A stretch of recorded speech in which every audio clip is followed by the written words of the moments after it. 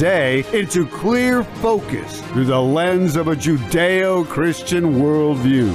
And now, here is your host, Brannon Howse. And welcome to the broadcast on this December 3rd, 2025. Are you being manipulated? Are you having performed on you the Delphi technique? I want to talk to Courtenay tonight. Yep, Courtenay Turner is back because she's so smart and she writes some great stuff. Well, we were talking about the Delphi technique and manipulating people. And she said, I'm actually working on an article on that. And I said, well, when it's out, let me know. I want to interview you about it. Well, it's out, and here it is. Take a look. The Delphi method, the weaponization of consensus, and the battle for your mind. How your opinion is being manufactured, and you likely don't even know it. Yeah, something I've been writing about since the early 90s in my books on education, because it's definitely used in the education arena at school board meetings, etc. We're going to get into all that tonight with her, Courtenay Turner. And then Dr. Andy Woods. I want to have him on to talk about several things. Have you seen the so-called Methodist pastor that announces to his congregation he's going to transition? What does a real pastor think about this? And is it a sign of the times, as it was in the days of Lot kind of thing? And then I want to ask him about Revelation chapter 3, verse 10. I will keep you, says the Lord, to the church of Philadelphia. Revelation chapter 3, verse 10, I will keep you from that hour of testing, that hour of trial. What does that mean? Does that refer to the removal of the church? Is the church mentioned again after we get out of Revelation chapter 3? And for how many chapters is it not even mentioned again till we get to the end of the book of Revelation? What does that mean? Why are people so hostile to the idea of the removal of the church, before the tribulation? Why would that make some people angry that we believe that I believe that maybe some of you believe that? Well, maybe some of you don't believe that, but maybe you don't care. It doesn't make you angry. But for some people, they get angry that we teach that. Maybe they think we're teaching escapism, or that it's somehow making us apathetic, or that we don't want to be involved in the culture war. Those are all straw man arguments. What does the Bible teach? It doesn't really matter what I feel or what I believe if it's not based in truth, in reality. What does the Bible say? I want to look at Revelation chapter 3, verse 10, because Dr. Woods has written a whole paper on it and is about to present it to a bunch of other really smart people at a conference coming up in Dallas. And I found out about it. I said, hey, I want you to talk to us about that.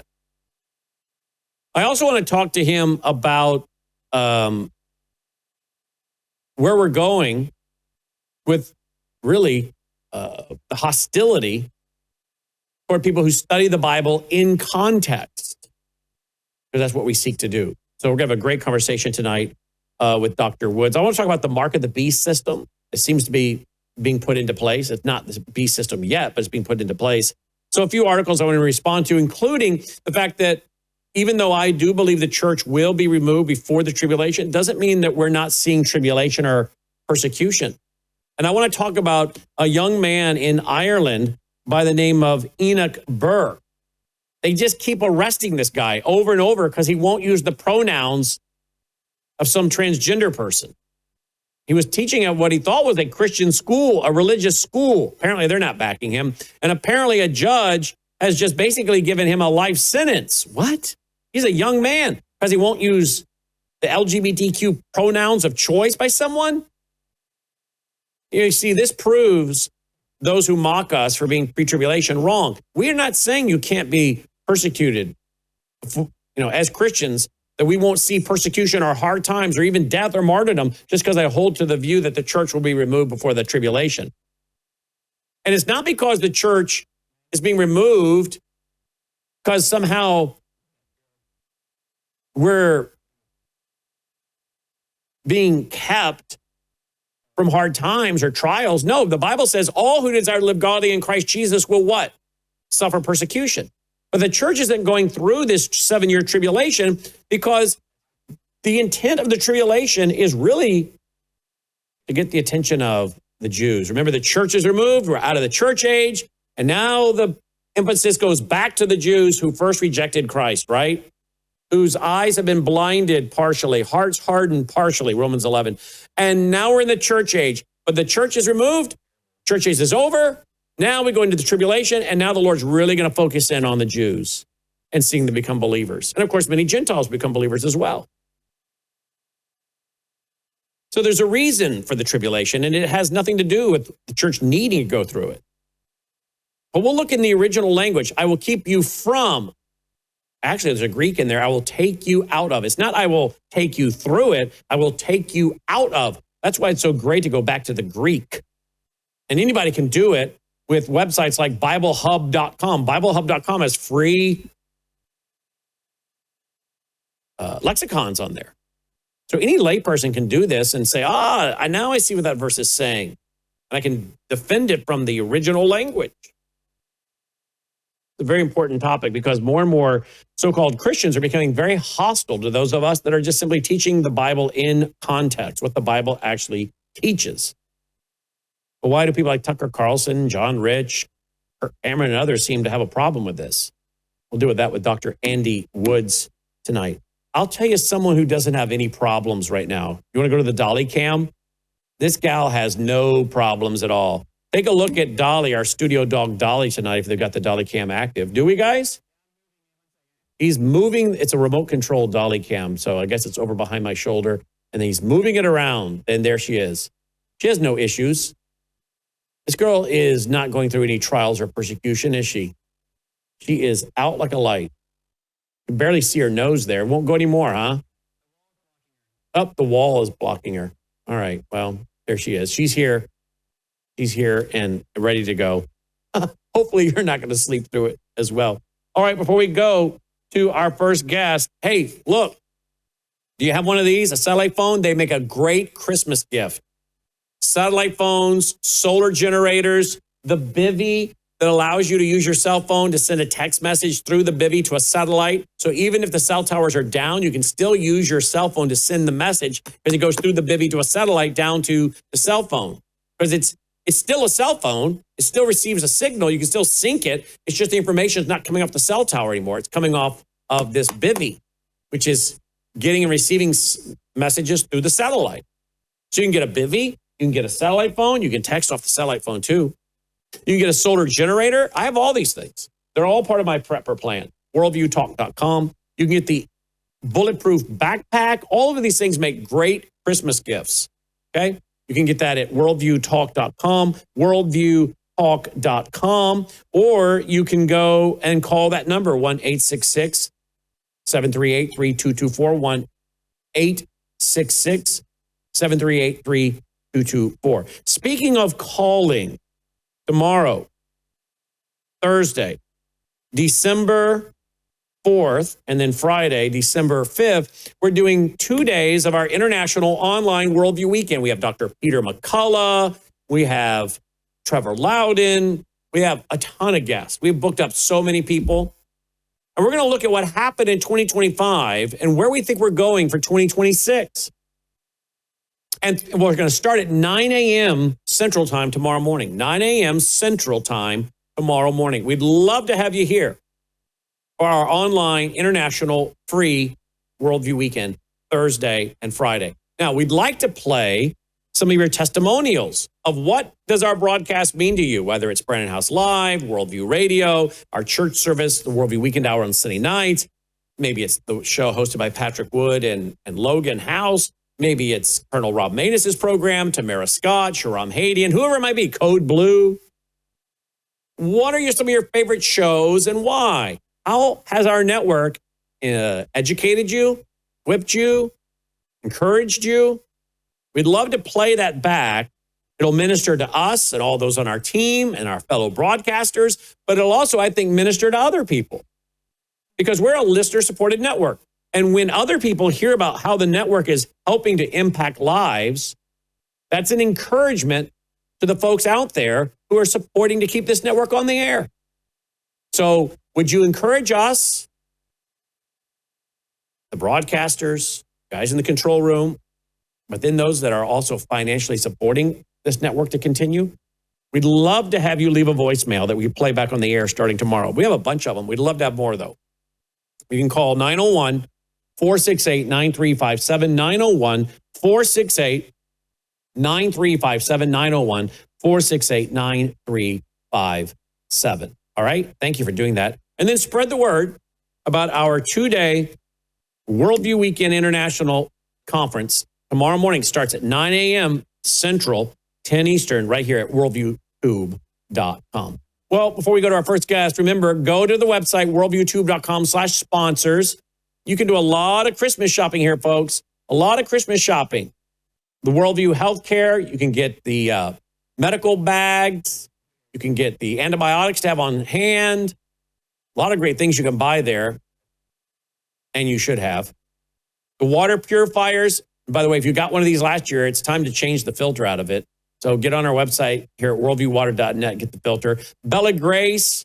We also, of course, have the Bella Trim to promote the natural GLP-1 in your body. We have the skincare of Bella Grace. We have the Gatatana, the phytoplankton that I take every day, that Dolly takes every day. We have the Numi, which has the glutathione to detox your cells. All of these things you should have anyway, but they make a great gift if you want to buy one for someone else, some of these products. Now, talk about buying somebody a gift. Do you know you can go to the vault? Where's the vault? There it is. Go to worldviewtube.com/vault. Okay. And if you want to purchase one of these plans, like let's say the $9.99 a month, join the vault. Click that. Fill it all out. But then look at that. Is this a gift? Click that box. You can pay with PayPal or credit card using Square. Okay. But if this is a gift, just click, is this a gift? And then we'll help you send that to someone you're buying it for Christmas. So buy somebody a membership to our vault as a gift, whether it's the $9.99 a month, 6 month, or the year. Buy them a gift, won't you? Have access to 35 years of radio shows, TV shows, ebooks, audiobooks, tons of information that is so relevant to what's happening. My new book on Hamas is in there. Which is the other one we just put up in there? Sabotage? Siege? Siege is in there now. Sabotage is coming by tomorrow. There's so many of my ebooks in there. You don't have to buy them. They're in here as part of your membership. So many documentaries and series that are so relevant. And guess what else we're about to add? We're about to add classes. You're going to be able to go in and take all kinds of classes. So like my Grave Influence series, right? That's 18 one-hour shows. You'll watch a video and then you'll answer questions. Watch the video, answer questions. Watch the video, answer questions. And when you're done, you're going to get a certificate that you can print out that you have completed this. Some of you might be able to do this for continuing education for your Christian school. But it's a great way to take an online course. And we're going to be rolling out a lot of online courses to help you have biblical worldview training. And it's all going to be free as part of your membership to the vault. So buy it for yourself or buy it for your family or friends. And if you buy as a gift, be sure to check that little box I showed you. This is a gift for someone, but give someone the gift that keeps on giving all year long, right? Better than getting a subscription to a jelly club, right? The gift that gives all year long. Isn't that what Cousin Eddie said? Clark, that's a gift that gives all year long. Clark wasn't having it. But if you want to give a gift that gives all year long, this is it. Worldviewtube.com. Some of you have no idea what I just referenced, but that was a Christmas vacation reference.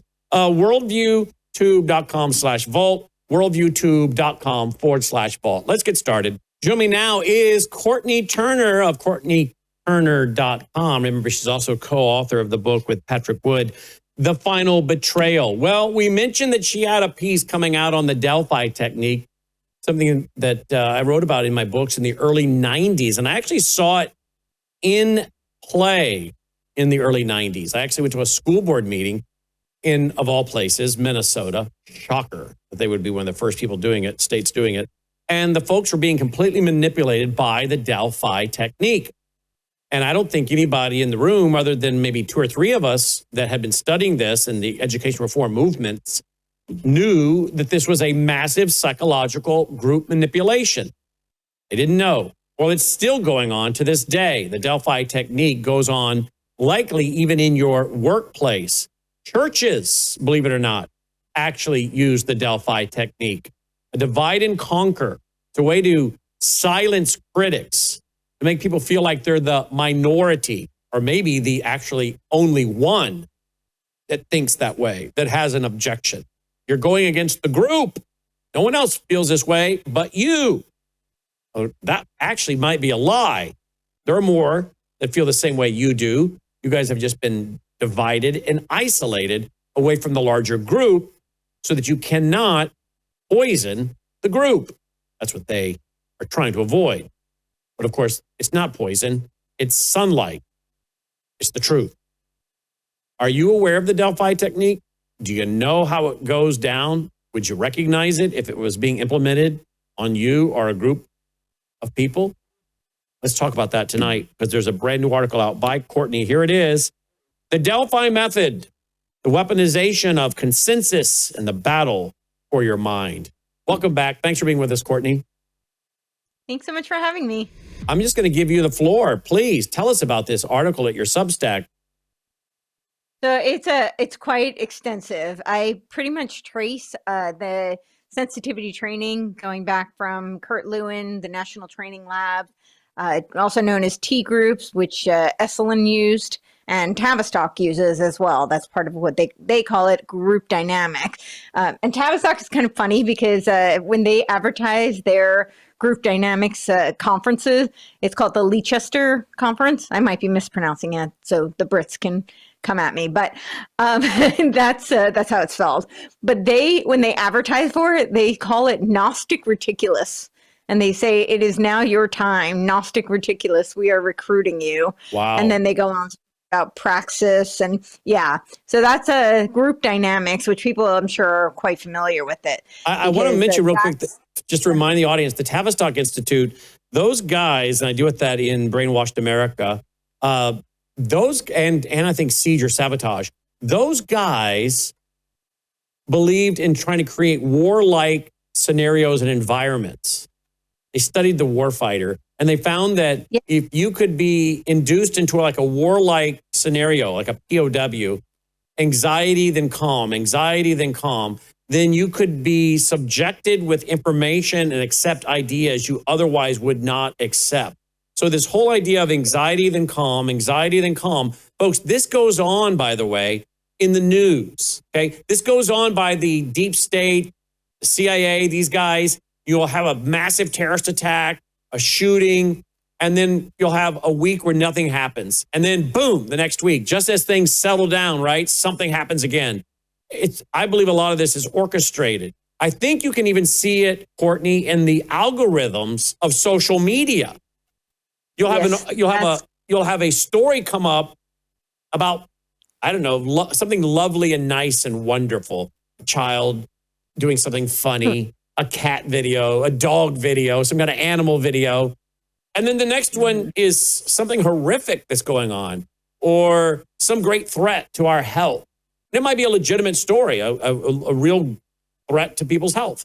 And then a really nice story again. And I even think some of the algorithms are running on this philosophy. I think so. Yeah, I think so as well. And Kurt Lewin was also the one who coined change. It was a freeze, transition, or change, unfreeze.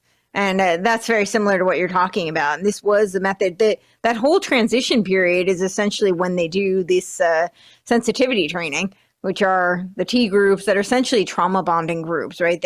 You're in this group environment where you have to divulge all your innermost secrets. Esalen was doing the ESTA workshops, and then they did these offshoots like a Landmark Forum. Now they have tons of them all over the world. They're not necessarily attached to Landmark anymore, but they have these smaller offshoots. And it's the same thing. People come into the environment, they think they're doing group therapy. They divulge like all of their darkest, deepest secrets. And then now you are bonded through to these groups because you've shared so much. You feel like you've had an intimate experience, but they also have leverage over you because now they know a lot about your deepest trauma or your darkest moments or your biggest secrets. And I believe, I didn't go too far back in this article because it was already so long, but I think we could really go back to like the ancient mystery cults because this is really how they exerted control over people, right? They By were the way, doing. did you know they did that in the POW camps of the Korean War? The Chinese communists did this in the POW camps as well.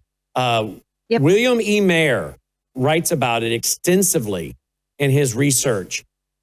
The self-criticism, the saying more than you should say to bond you to the group. And then, of course, you use the tattletale, and the tattletale or the snitch is then punishes the whole group. So if someone doesn't do what they're supposed to be doing, the whole group gets punished. So what it does is it breeds out individualism. So if someone does something wrong, the whole group gets punished. So you got to go with the group. And then if someone tattles, then that just reinforces the group. That everybody has to stay together. Nobody is to be outside the group, because you don't know what you say you might be tattled on, right? So it's all forms of intimidation, manipulation, and control. But William E. Mayer writes about these sessions in the POW camps, and they couldn't break, have lunch, go to dinner or whatever until people had shared. And they end up sharing too much, as you say. And then later that can be used as leverage. But like you said, it all bonds them together. The SS did this under Hitler. They would have the guys be involved in atrocities to sever their conscience, but also the atrocities they did, the only one that understood them was the other folks in their group of the SS that had also carried out these atrocities. So they were bonded to the group. So if they went home, they're not understood by their parents.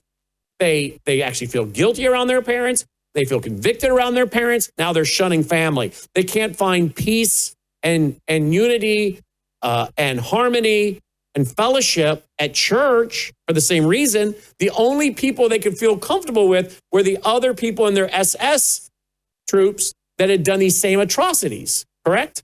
Yep, exactly. And I would say that a lot of those studies were done at Tavistock Clinic during the First World War, when they were studying back then they called it shell shock therapy, or shell shock trauma, and now we call it post-traumatic stress disorder. But they were essentially studying what the breaking points were.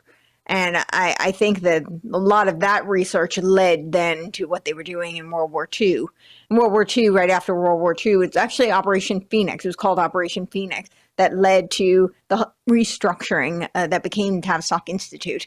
It was, the Tavistock Clinic and the Tavistock Institute are still both very much interconnected. But the clinic started in 1920. And it was actually a donation by the 11th Duke of Bedford, who is part of the Russell family, the same Russell family that started Russell Trust. That's also known as Skull and Bones, and he started it with a relative of our former president. It was Alphonso Taft. So that was who donated this building and it was specifically designated to do shell shock therapy research. Wow. But that was Tavistock Clinic. And then in World War II, Tavistock was doing something called the War Office Selection Boards, or WASABIs, some people call them by the acronym. But they were figuring out all sorts of testing. Essentially, they don't say to create change agents, but they call them, the military leaders. And there's a very interesting document on CIA.gov. It's called From Mice to Rascals, which they don't explicitly say that it came out of the War Office Selection Board, but they do say that it came out of the OSS. And it looks to me like that's what it came out of. But they were doing all of this testing, and it was working with British intelligence to do testing to pick what they call them intelligence tests. And I put it in air quotes because it wasn't a typical IQ test. It was essentially like trying to test for resiliency and leadership. So it sounds like change agents. But they do say it was for military leaders. And then right out of that, from what they learned from that War Office Selection Boards and those testing models that they created, they did something called Operation Phoenix. And Eric Triss and Wilfred Bion were at the helm of it. And this was to restructure because they had gotten a grant from the Rockefellers, which enabled them to set up the Tavistock Institute. The clinic focuses more on specific therapy. So it's like individual therapy, group therapy, couples and children. And the Institute is focused much more on corporate environments. And this is very much where we see a lot of the sensitivity training because the leadership conferences are what many corporate leaders go attend, and they execute a lot of these kind of workshops in order to create quote unquote corporate culture and bonding in corporate environment. And we also see it with children. I would argue SEL is largely doing that, right? They do all these circles where the children are sharing. And I would say it's really kind of a boundary issue, but this is how they become bonded to the group, and they can be much more easily controlled. And it also creates a separation, as you were saying, from the family, from the parents. So this is why you would have little children involved in learning about LGBTQ. And I mean, some of the books I would never even read on the air. There's a book I've mentioned many times. It's called It's Perfectly Normal. I deal with that in, I think, part 1 of Brainwashed series. And literally, it's a book of pictures. You know, it's illustrated, but it's for like 8-year-old. And if you were to show some of this on a terrestrial TV station, you could probably be prosecuted for obscenity, right? So you can't show it on terrestrial television. Right. But you can give it to kids in school. Perfectly acceptable. Sure. And what you're saying is one reason they do this with children is to shock them, to cause trauma.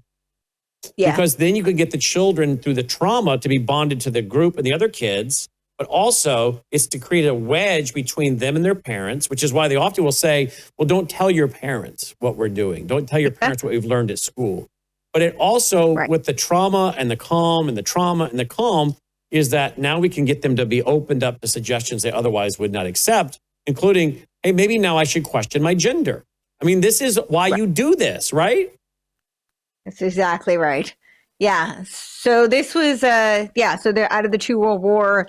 I do encourage people to look. I always point to this document, Mice to Rascals, because it talks about MICE stands for money, ideology, compliance, coercion, and ego. And this is how they select, essentially, they say military leaders, but essentially assets as well, intelligence assets. And it's an acronym you just used? Mm-hmm. And then they shifted. Don't go so fast. What's the acronym again? Sorry. MICE to Rascals. They're 2 acronyms. So the first one is MICE, M-I-C-E. Yep. Money, Ideology, Coercion or Compliance, and Ego. Yep. And that one we've talked about before with another guest, but now you're teaching me a new one. What's the next one? Rascals. That's what they decided was actually a better framework. And Rascals, if I remember correctly, it's reciprocity is the R, authority is the A, S is for, there are 2 S's. One is for scarcity. I think that's the first one. And then the C is, again, similar, like coercion, compliance. And then L is for liking. And then the other S is for social proofing.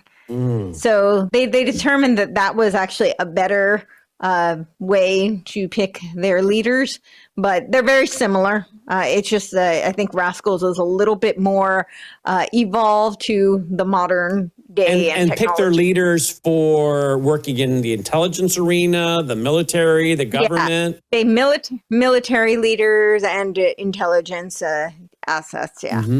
Let's go to the steps of how the Delphi technique works. Let's go to the screenshot of your Substack. Here it is. Step 1 is carefully select, quote, experts, but you don't know who they are or their bias. Start with that one, please. Yeah, so they will select these experts, and the whole auspices is that because they're anonymous, that this is all, organic and everything, all these surveys that are being done, because you don't know who these experts are, that you're not being persuaded in any way. But of course, these experts have been pre-selected. So they are essentially change agents, and in some ways is actually even more controlled because you don't know that you're being manipulated. So, but they set the Overton window by selecting the experts. Let me tell you how I saw this play out in a school board meeting. We start out in a big room. All the parents show up, and they're told, we need you to show up at this school board meeting in the main auditorium to help us pick the goals or outcomes of what your children should know and be able to do. This was in the early 90s, dealing with outcome-based education, school to work, Bloom's taxonomy, higher order thinking skills, etc. Really what they want to teach is effective objectives, attitudes, values, feelings, and beliefs. And most parents are not going to say, I want my children to be productive group participants, to shelve their own conscience and convictions and go along with the group. Parents aren't going to suggest that, most of them, right? Not back in the early 90s, they weren't. They're going to say things like, I think I would like to have my third grader know their multiplication tables by the time they get out of third grade, things that you and I had to do when we were going to school. So they bring everybody together to say, we're going to be setting the standards of what our kids should know and be able to do. We pick it as a community of educators and parents and taxpayers, and then we send our plan to the state. At the state capitol, the Department of Education, our state, and it's added to our state plan, which is then submitted to the federal government, and we get our state and federal funding. So all the parents show up in the big auditorium, 5, 6, 7, 800 parents. They're pre-briefed by the superintendent as to what it is they're there to do. And then you break up into small groups, and you go to the various classrooms where there is an easel and a big whiteboard. And you maybe only have about 8 people in that room. Now, so they've really divided people down, maybe 10, maybe 12, but not very big groups. And all of a sudden you have someone in there who is the facilitator, who is now going to take your suggestions. What is it you think kids should know and be able to do before they get out of school, elementary school or junior high or high school? And they start writing these down. Now, if any parent tries to say, no, wait a minute, what this is the Delphi technique, or what we're really doing here is to make you feel you have ownership in the education plan. Reality is they don't care what you think. This is an exercise to make you think you have ownership. They're going to take whatever you say, throw it in the trash, and they're going to take the plan they already have that they were given by the federal government and said, your plan better look an awful lot like this if you want any of the federal funding under America 2000, Goals 2000, et cetera, which is exactly what happened, because Shazam, all of the state plans when they came out pretty much looked the same. Well, how was that? Because they all came from the United Nations, the Common Core curriculum, the Undersecretary of the United Nations, Robert Mueller, who's known as the global father of education, and who was, of course, greatly inspired by the occultist, New Ager, channeling a demon, Alice Bailey. So if you try to bring that up in your little group, you're going to be told by the facilitator, all right, we don't have time for that. You're being disrespectful to your fellow citizens' time. They all have babysitters and people to get home to, and we don't have all night, and you've said enough. We need everyone's input, not just yours. We don't need negativity. And they will talk you down to you, so you're intimidated and you shut up. And then when, like I said, the whole thing is done, out of the little groups, everybody leaves. No one had the chance to say, I think this is a big, gigantic scam. I want my kids to learn reading, writing, arithmetic, traditional history, the Constitution, maybe some bookkeeping, how to balance a checkbook. You don't know any of that because you have just been divided and conquered. You have no idea that there are a lot of other parents who are pretty uncomfortable with this profiles of learning or whatever they were calling it at the time. But you didn't know that because you've just been conquered and divided. And then a facilitator you think is neutral has been pre-briefed to the desired outcome, and as a change agent, knows how to control anyone that might be a dissenter, correct? Correct. Yeah, that's exactly right. And I watched it happen at this school board meeting. Have you ever seen it happen? Amazing. Have you ever been to like a meeting where it's done? I don't know if I've seen it like in I've seen it in like focus groups, but they weren't super consequential, like focus groups. And I didn't know it at the time. I wasn't aware that when many moons ago, I was an actress, so I was always doing these odds and end jobs. And one of the things I signed up to do was like focus group, be a part of focus group, because you would get paid, to be a part of these groups. So I would, and a lot of it was for products. So you'd be giving and now that I know what I know about the Delphi method, that is what they do. So I had no idea that we were being steered or manipulated, and it wasn't in things that had tremendous consequence, unless, I've seen it done with churches. Yeah. I've seen churches do it when it comes to building programs, budgets, whatever the direction they want to go. I've seen churches do this. Oh, sure.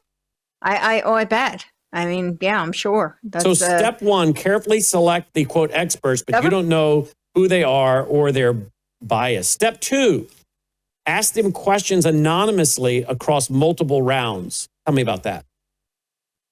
So this is where they did, because they do many iterations of it. So in the second round, this is like where they're asking them questions. And of course, it's anonymous. They do many rounds of this so that you feel like you have input.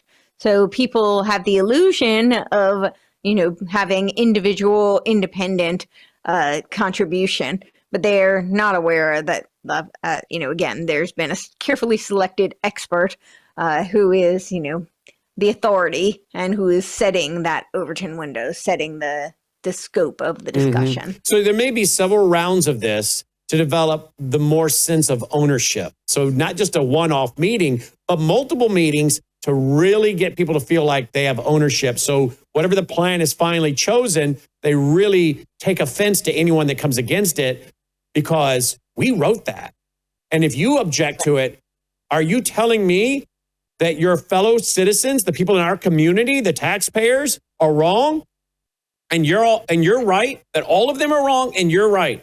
Because Mr. Howse, this was written by your neighbors, your fellow citizens, your fellow taxpayers, and you're going to tell me you know better than all the rest of them? That's how it's played. Yes. And when you talk about the school boards, I mean, I remember watching a video of Charlotte Iserbyt talking about how they actually paid her to go to one of these because she was that like token dissenting voice. And I don't remember how much money it was, but they gave her like an amount. And she said, oh my goodness, like what they're doing is trying to breed out me. She said, I am the dissent. Like when they're trying to build consensus, what they're doing is trying to get rid of me. And so she came back and, as she does, blew the whistle on this. But yeah, they were not thrilled with her. So make sure people understand what you're saying there. Sometimes they will allow the opposite view so they can then see who follows those people, follows that individual, and then they can go around and deal with those individuals separately if they have to. Yes. So they can send a school board member to go and deal with, Sally Jones over here, seemed to really like what that dissenting view was, the one that's not a part of our plan. So we need to go deal with Sally privately. Or, Joe over here. So they allow the dissenting view so they can see who lines up with it, who follows it. Then they can target those people to be changed, flipped, or neutralized. And if not, they'll shame them publicly. Yes. Yeah. And she said they made things very difficult for her. When I went to a school board meeting in Chattanooga, Tennessee, I was asked to come in and be the speaker in '96 to go against their school plan. The people in the community said, you've brought in the pro-OBE, outcome-based education, progressive education plan. Why don't we bring in the guy that's opposed to it? Happens to be a talk show host who's written books on it. That was me. I ended up speaking to over 1,000 people that night. And the Parent-Teacher Association, it was in the paper, Chattanooga Free Press, the Chattanooga Times. The paper ended up drawing cartoons of me and mocking me. And the lady with the PTA said, who will be the next speaker who comes to town? A terrorist with a gun in his belt? That Howse is an extremist comparable to that of the blacklisting of the 1950s and the Ku Klux Klan. So you see what they were doing is they were immediately using me, the guy who just had 1,000 people show up to hear what I was going to say, opposed to this progressive plan, which, by the way, I got several standing ovations that night. It's on video. They weren't applauding me. They were applauding the common sense of what I was saying about reading, writing, arithmetic, common sense, right? But because they had to keep moving it to more buildings because the crowd, that anticipation of how many people were going to show up got so big. They ended up having it at Red Bank Middle School in Chattanooga.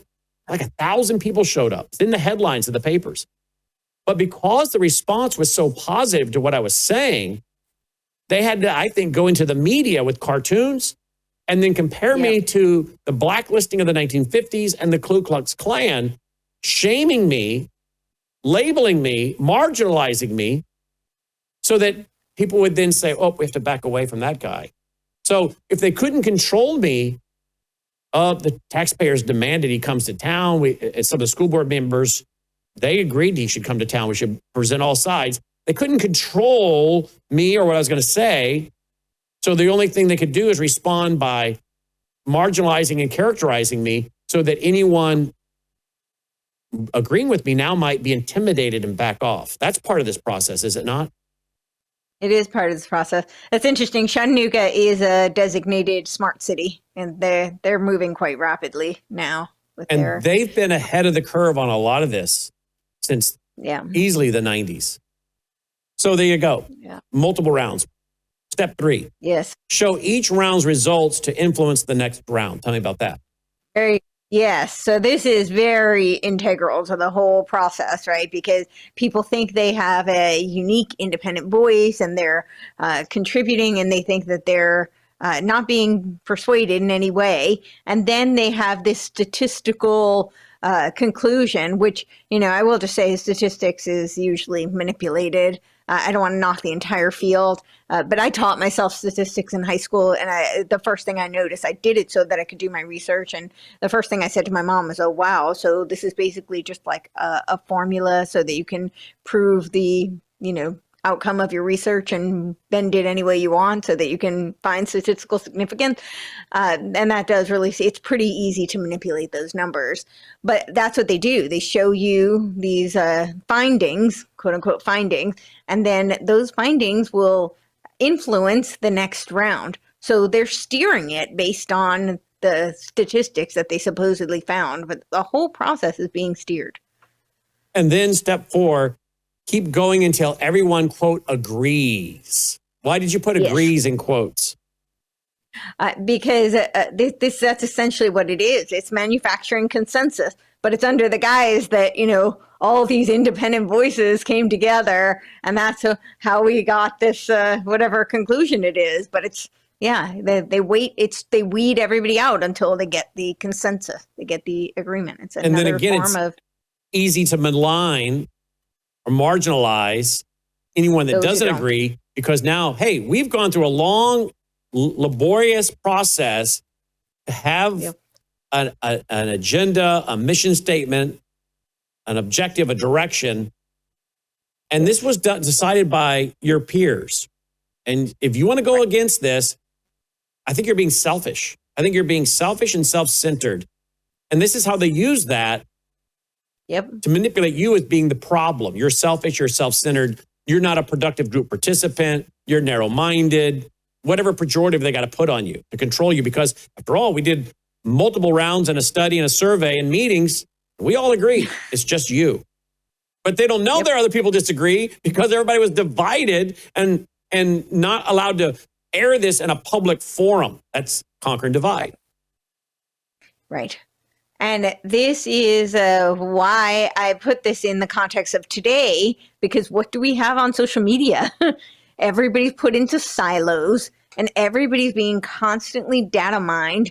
And they're essentially, you become a Delphi method of yourself. You're becoming the survey, as well as now the several rounds of iteration, as well as the manufactured consensus. And they use these various, echo chambers that are divided. So you don't realize, if you were to go and look at what somebody else has on, it's going to be totally different because your feed is targeted for you. Even your search engine is targeted for you based on the data they collect under the guise that they're doing it so they can sell ads, right? And part of it so they can do targeted marketing, but it's also for these companies so that they can keep you on their platform.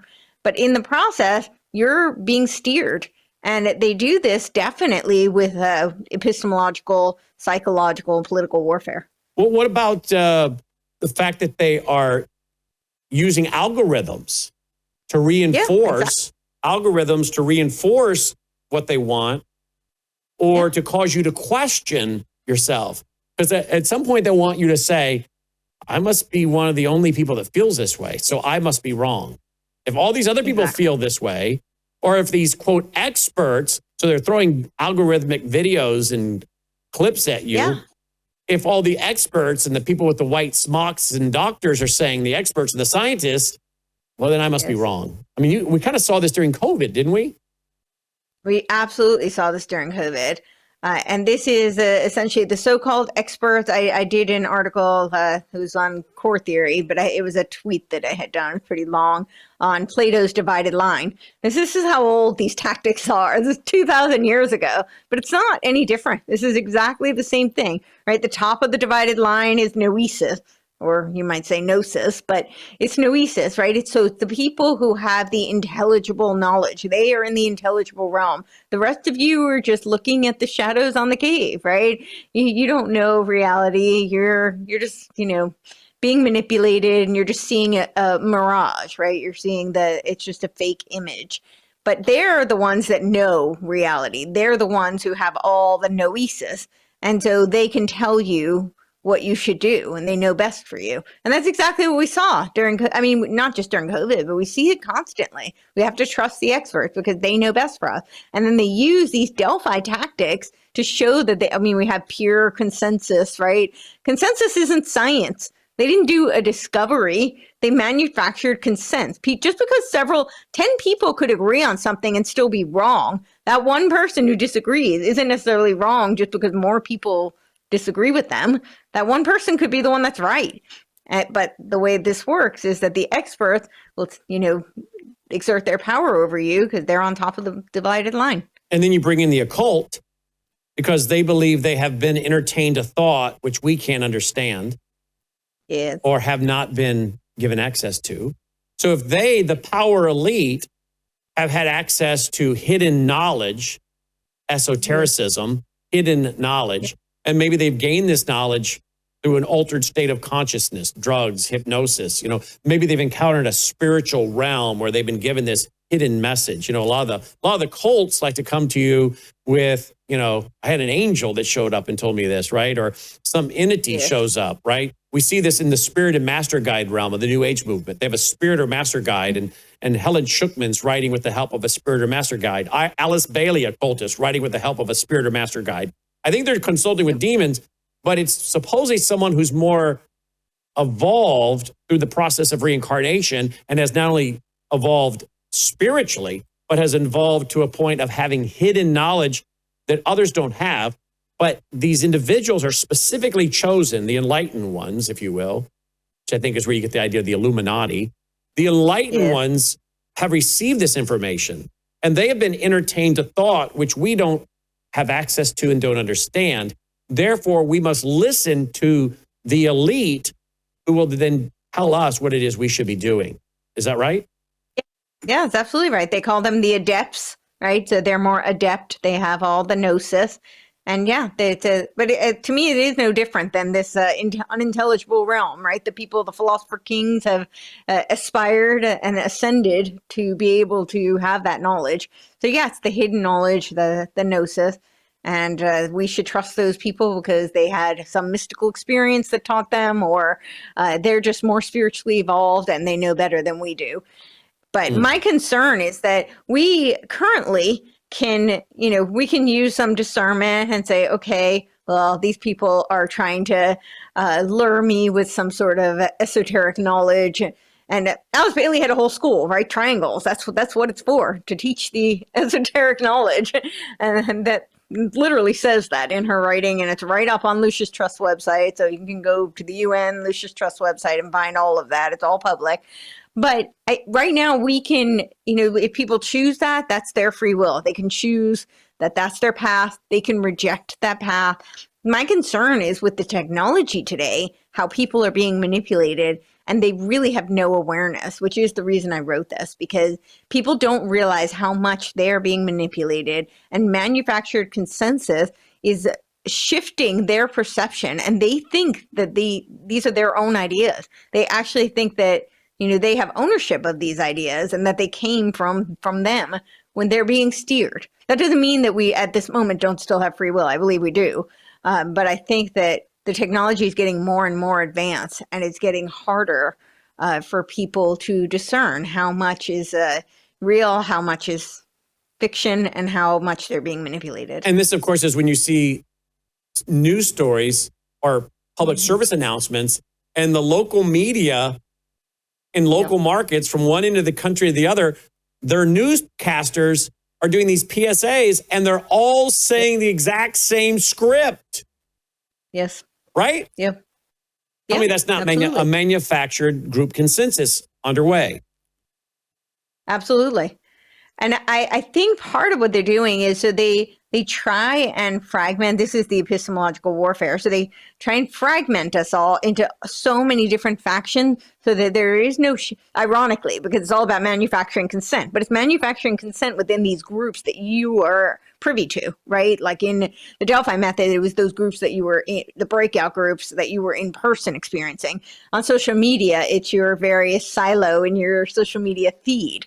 But, it's an echo chamber. You're seeing something very specific and you're either being targeted with a lot of inflammatory material, things that would make, be very incendiary, you would get very upset, or things that might make you very fearful, because those are things that will keep you coming back and stay on those platforms. So you'll be caught in the cybernetic feedback loop. But I think that where they're going with all of this is that you do have these various silos, so you feel like there's a consensus of some form, but there's no shared understanding of truth, right? It's all these different factions, and so when we can't agree on like basic reality, which that is this warfare, then I think we become much easier to steer. And this is where they're using this, that's the epistemological warfare. And so I think that's part of how this online, algorithmic oracle is operating. And I also think they allow for like a pressure valve. Like your mom used to cook in the kitchen with a pressure cooker, right? And you had the little steel top that would spin and rattle and steam would come off, right? And that is releasing some of the pressure, some of the steam. And of course, you got to release the steam before you open it up or explode all over you. And so you have to release pressure or you'll have an explosion. I think in society today, they have various pressure valves that they use to allow for people to feel as though they're being heard, that they're really still in control. It's a soft despotism, if you will, that we're still in control when we're really not. And to cause people not to become so upset and frustrated that they end out up in the streets. So I think this is why you have certain people on talk radio, talk television that, and I think people know who I'm referring to, some of these characters, and they just always seem to push a government line. They never go to the real solutions, right?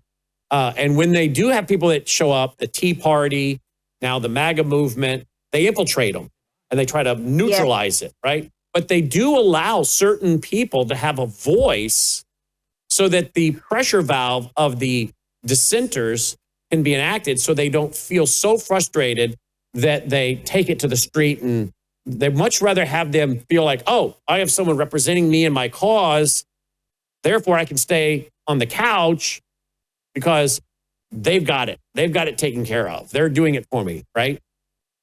Yes. So this is where I talk about like the bootstraps epistemology or reactionary epistemology. I talk about this in the article. So the term like epistemological warfare, the first time that I've seen it was actually a document from John McCain, but he went under this like pseudonym that was like Geopoliticaris.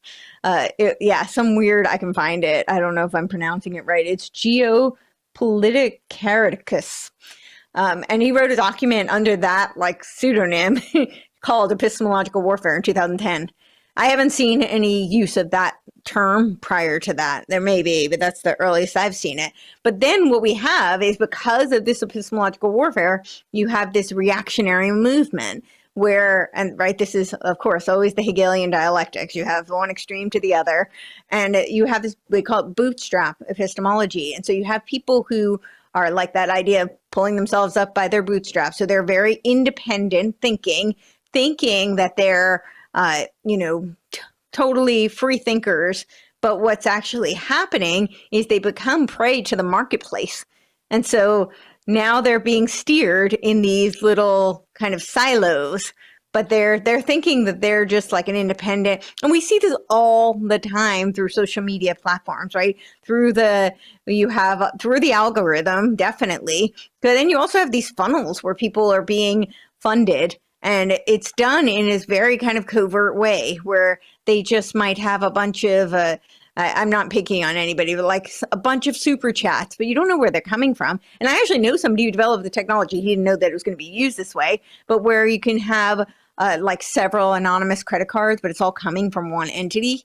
So this is a way where people, it's bootstrap, it's a reactionary epistemology. They think that they're independent, but it's because they've given up any kind of faith in the institutions. And so they go to the other extreme. And so now they're promoting these narratives of, the complete opposite of what any of the experts say. And there's danger in that too, because the experts aren't always wrong either, right? We really need to get out of this kind of binary logic where it's like all black or all white. It's okay. The experts get some things right. That doesn't mean we should blindly trust them. They've been wrong about a lot of things, and they use their authority to try and steer people and to exert their control over you and to have you outsource your cognition.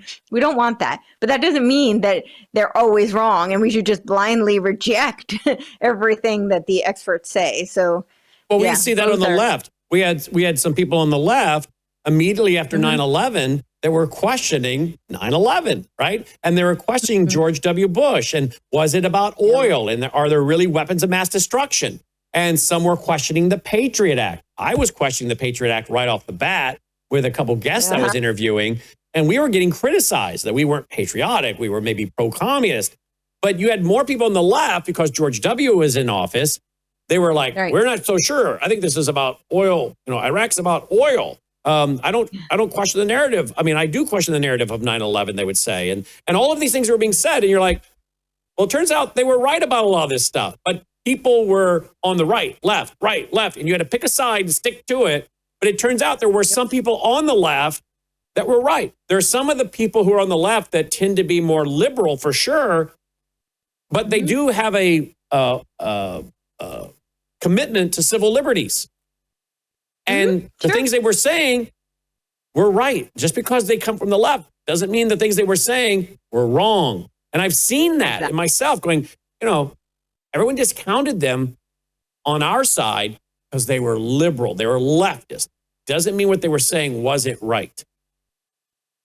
Yeah, we're seeing this now. This is I'm experiencing it constantly with the book. Like, oh, you're attacking Trump. No, this isn't about Trump. Trump is not supposed to be a dictator. That's the whole idea, right? We have 3 branches of government. And just because they're rolling out all of these policies, this plan was in motion long before Trump. I'm not pleased to see him moving along with this plan so aggressively. And I would argue against some of these executive orders and these policies that he's rolling out. But this isn't about Trump. It's not about left, right. And, as I had shared with you last time when I was going to talk to my state legislators, and they kept telling me that their defense was that they were Republicans. I don't care whether you have an R or D in front of your name. I tend not to align with the left. I'm not, typically most of the things that they want and the policies they advocate are not something I'm in favor of. However, my concern is this constitutional? Are you limiting our inalienable rights? Are you advancing tyranny? Are you, misappropriating funds that our taxpayers are giving? Like that, these are the things that I'm concerned with. Are you interfering with our liberties? That's what I'm concerned about. And both sides do this. Both sides advance agendas. I would actually argue oftentimes what you see is the left are very skilled at advancing the narratives, which coerce people through, I know this might sound heavy-handed, but I would say it's brainwashing through propaganda, and they're very skilled at it. This is kind of the Fabian socialist tactic of the, incrementalism, and they are very skilled with this type of psychological warfare, long-range kind of thinking, and then, inner conditioning, kind of interdirectional conditioning, right? Long-range penetration, interdirectional conditioning. But on the right, they actually advance a lot of the agenda because they feel like they have people kind of placated for a little bit. And so they roll out policies. So a lot of the agenda actually gets moved forward. So people need to get out of that kind of mindset. They need to start interfacing with material. I see it also, especially now with social media, this cult of personality. So instead of actually adjudicating the information itself, people are busy glorifying or vilifying, whatever guru it is that they follow, instead of actually looking at the information itself, because a broken clock is right twice a day, right? And no matter how bright or well-meaning or well-researched, people are fallible. They're going to be wrong. I don't care how much you like your guru, your cult leader. We need to start looking at information itself. 100%. And that brings us to step 5, final step. Present this manufactured consensus as scientific truth. Boy, Yep. Didn't we hear that during COVID? You're going against the science. When reality is, it wasn't science. They even admitted later, we were making a lot of it up. The whole 6-foot rule was made up. Of course. The mask wasn't stopping anybody from getting sick. Mask, in fact, were making things worse because you weren't getting the oxygen you needed to keep your cells oxidized to stay healthy. So there was no science. No.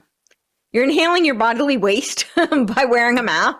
That was, and we saw like decreased IQs in children because they weren't getting the facial expressions, which is a huge part of language development and emotional development, cognitive development in general. And I know as somebody who is hearing impaired, I learned how to speak by reading lips. I didn't get hearing aids, so I was almost 6 years old because I learned how to speak by reading lips. And I recognize that's not everybody's situation, nor is that everybody's capacity, but it shows you how important it is for human development and human interaction. And then when you were talking about, trust the science, it definitely was not science. The 6 feet apart, I largely think that was actually about training the AI, the facial recognition, because they need the distance in order to be able to capture and isolate the face. And so I actually think that's what that was all about. And here's the bottom line. The Delphi method reveals how your reality is being systematically constructed by others who benefit from your agreement. In an age of algorithmic manipulation and information warfare, understanding these mechanisms isn't academic, it's cognitive self-defense. The battle for your mind is real, sophisticated, and it's happening now. And this is on Courtenay's Substack at CourtenayTurner.substack.com. Great job tonight. Thank you so much for being back with us and for writing this. Thank you. Thank you for having me. And I thought it was really important. It is important. I think where we're headed is really concerning because, the Delphi method was very pernicious in many ways, but you're in person. I think people can resist to some extent. People can have an awareness of it. And there are ways when you're in person that you can fight back against it. And I encourage people to do that. When you call out the plan, when you call out their tactics, that has a way of breaking it so that it breaks its effectiveness. So I encourage people who are watching this, who know about the Delphi method and who experience it firsthand because they still use it in person, in school board meetings, in companies, in corporations, in governments. They use this. I mean, I go through all sorts. The military uses it. So people can call it out in real time and that will break the effectiveness of it. But when it comes to the algorithms, this is where I think people really need to, as saying goes, there's a battle for your mind and people need to arm themselves. And I don't mean that, in the Second Amendment way, although I support the Second Amendment, but they really need to arm their cognition. They need to be really critically thinking. They need to recognize when you've been on a platform for a long time, you're starting to get yourself angry and worked up or fearful, that they're targeting you. And they might, and when I say they, this is algorithmically done. So, there doesn't even have to be a person behind it. In some cases there are, but I think that a lot of times it's not. It's just this is how the algorithms are done. So we need to be aware of it. And that's how we can start to defend ourselves. So. Don't be manipulated. Don't let them gaslight you. Exactly. Wow. Yeah. Exactly. CourtenayTurner.substack.com. Great job. Check it out, folks. CourtenayTurner.substack.com. Thank you, Courtenay. Thank you. And guys, we'll be right back after this short break. Take a look at this picture. This is my beautiful wife. Does that look like a grandmother to you? Seriously, does that look like a grandmother to you? Well, she is. I took this picture on August 31st, 2025. Now, you want to know how she stays so young and beautiful looking? Well, I'll tell you right now, she does 3 things for sure. She takes Numi every day that's loaded with glutathione to detox your cells. She also takes Bella Grace each and every day, loaded with 3 powerful ingredients. And she takes Gatatana, 1 scoop, the equivalent of 90 billion plant cells. So, you can get all of these products that she and myself take each and every day at worldviewtube.com/sponsors. worldviewtube.com/sponsors. It's a great way to support your health and also our broadcast network as we continue to push out free Christian worldview programming. worldviewtube.com/sponsors. Joining me now is Dr. Andy Woods. We have so much that we can talk about because Andy Woods is not only a pastor, he is also an attorney. But don't hold that against him. He joins us tonight to talk about all kinds of things. I mean, we have so much to get to. Welcome back to the broadcast, Dr. Woods. Thanks for being with us. Brandon, good to be here. Thanks for having me. Great to have you on. Thanks for being had. Let's talk about... Well, there's a guy out there I dealt with this on radio today, but I got to get your response. It's going viral everywhere. And that is this so-called Methodist pastor. I can find the clip real quick. This Methodist pastor that, announced that he is transitioning. I'm sure you've seen this, right? This guy? Mm-hmm.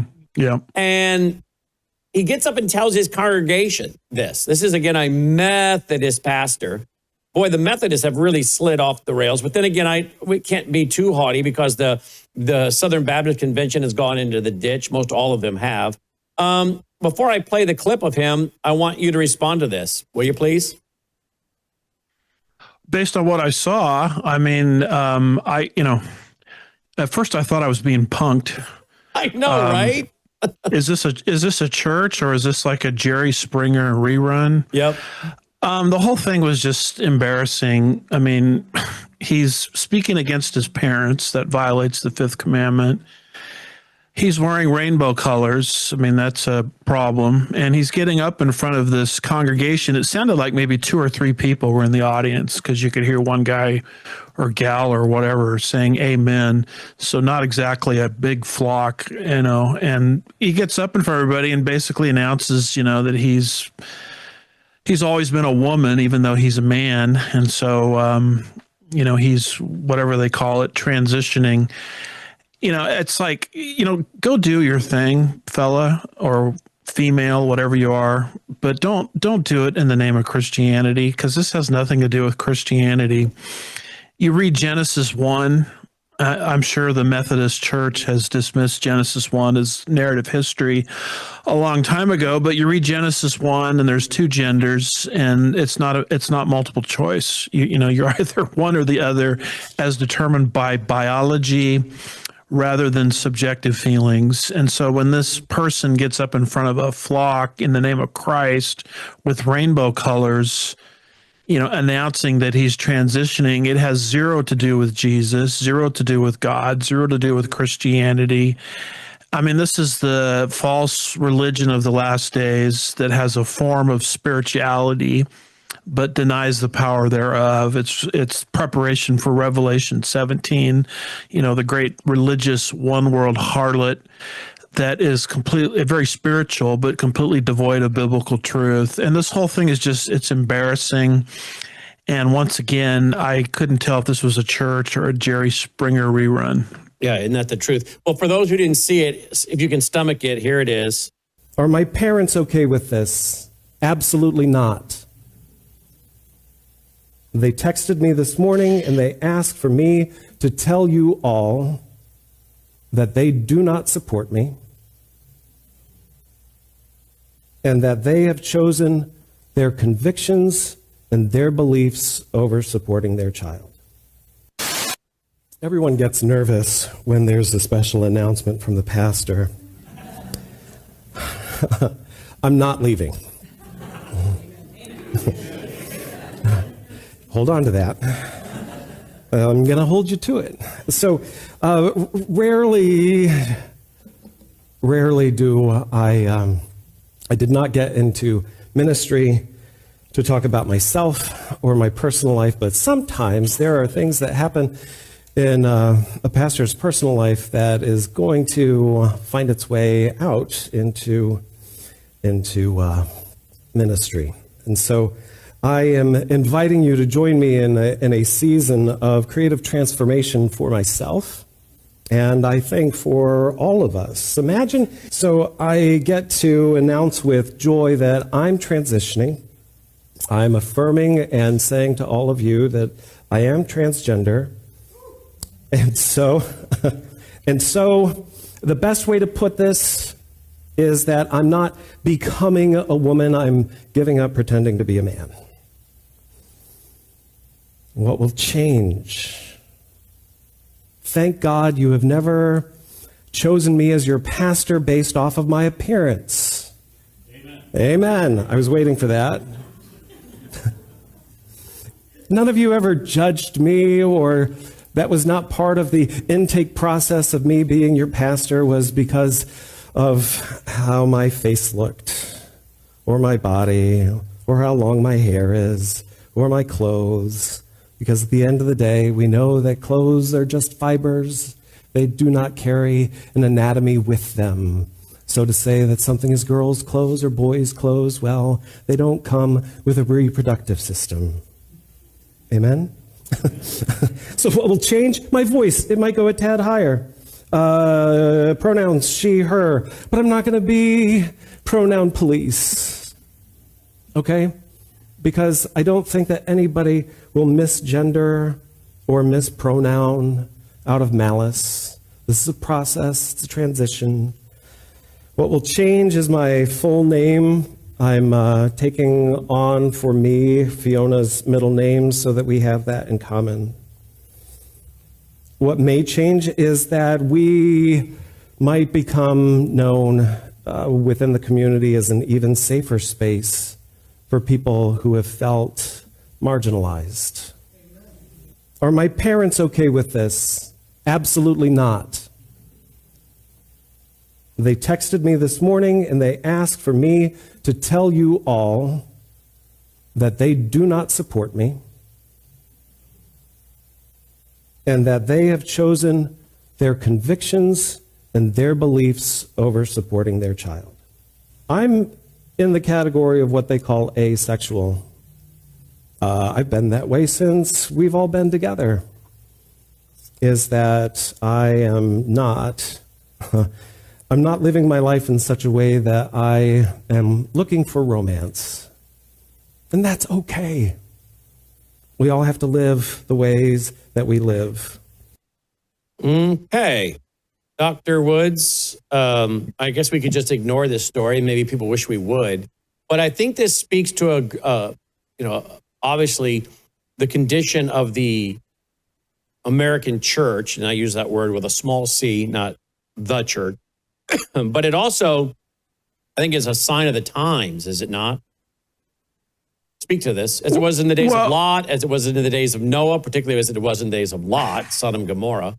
I mean, how do you look at this through the lens of not just the Bible, but Bible prophecy? Well, first of all, if you put your ear to the ground, you can hear the Wesley brothers, the founders of the Methodist Church, rolling over in their graves, that their church has been turned into this freak show. The second thing I would say is the saddest thing that I heard on that whole little monologue is at the beginning, he or she or whoever we're dealing with said, "I'm not leaving." I mean, that's the saddest thing. I think the congregation would do well if this guy would leave and go do something else, become an entertainer, become a singer, go to Hollywood. He'll fit in right there. But the fact that he or she is doing this in the name of Jesus, who affirmed heterosexuality by quoting Genesis 1 and Genesis 2 when questioned about divorce and remarriage in Matthew 19, verses 3 through 6. The fact that he's doing this in the name of Jesus is just reprehensible. It reminds me of what the Lord said to Laodicea: I'm going to vomit you out of my mouth. I mean, this is just nauseous. So this is what happens to movements that abandon the Great Commission. If you leave the Great Commission, then you got to have some kind of cause to rally the troops. And people go into right-wing politics, in this case, extremist, left politics. And it's just the semblance of a church founded on the right footing that has just made compromise after compromise after compromise. And by the time you get to this place, as the saying goes, the road to immorality is paved through gradual compromises. Look at all the compromises that must have been made regarding inerrancy, inspiration of the Bible, etc., rejection of Genesis as narrative history, etc., to get to this place. So this is not a church. This is a form of spirituality that denies the power thereof. And how does this fit with the last days? Well, it fits with that text I just quoted. In the last days, there will be a form of spirituality, 2 Timothy chapter 3, I believe it is, that would deny the power thereof. And that's exactly what you're seeing. Really, really is sad. All right, let's go to another topic at hand, and that would be you're about to deliver a paper. You go to an event that I spoke at several years ago now. Every year it's held in Dallas. I think you're on the board of the organization. It's called pre-tribulation. You guys as pastors, authors, teachers believe in the removal of the church before the tribulation. And you're about to deliver a paper on that. And I think it's on Revelation chapter 3, verse 10.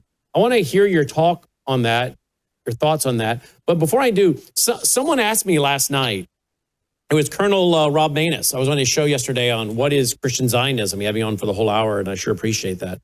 He asked me, why is it that guys like John Rich, the country singer John Rich, and some of these other people, you could add in, I think, Gary DeMar to that. Why is it that some of these people get so angry about teaching the idea of the removal of Christians, the church, before the 7-year tribulation? Why do they get so angry over that? My response to Colonel Maness was, I think it's because they see people that believe in pre-tribulation, the removal of the church prior to the tribulation, thus pre-tribulation. You know this. I'm just informing the new viewers. Got to keep everybody up to date that's watching. A lot of new people being added. Pre-tribulation, mid-tribulation. The rapture happens at the middle point of the tribulation. Post-tribulation, there's pre-wrath. You go through about 75%, 60%, and then the rapture happens. So there are all these different eschatologies. I am pre-tribulation. I believe in the rapture of the church before the tribulation. I think that's because what the Bible teaches. We're about to see that. But when asked by Colonel Maness yesterday off the air, why do these guys get so upset? I said, I think it's because they believe that those of us that hold to that position are just sitting on our rear ends waiting on the rapture to happen and not helping them fight the culture war. And for some of them, their eschatology says we have to Christianize the whole world. We have to take, if you will, what they call, some of them, the 7 mountain mandate, the mountains of influence, law, media, arts, entertainment, government, etc.